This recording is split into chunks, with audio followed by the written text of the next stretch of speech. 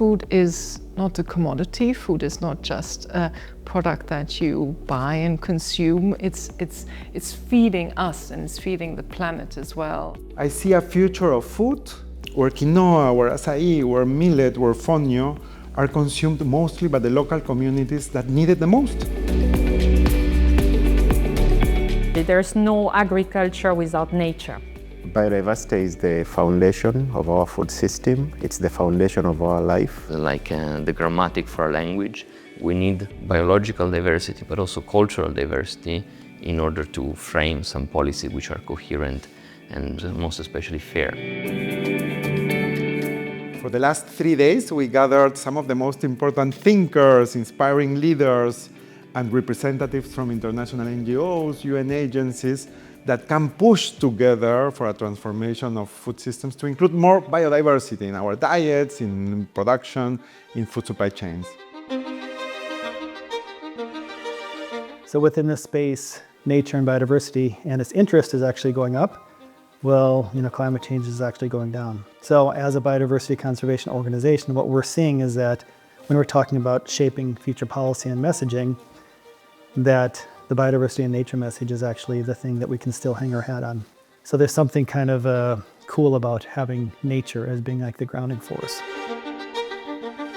So I think that we have to consider the ways that our political systems are directly related to our food systems and can prevent or help create opportunities for positive change. If what we see in the supermarket are all ultra-processed food, we can choose not to buy them because we know that by buying safe and nutritious food, even if they're a little bit more expensive, ultimately in the long run will save us hospital bills and whatnot. The most important power symmetry to be addressed is to shift power back to the farmers such that they can produce food with dignity. Most of the biodiversity on farms is being conserved by smallholder farmers, particularly often by women's self-help groups and women farmers who have a lot to offer to food system transformation. However, they need to be given the space to actually exercise their agency to do so, and in many instances this is not the case. The future of food to me is all about connection.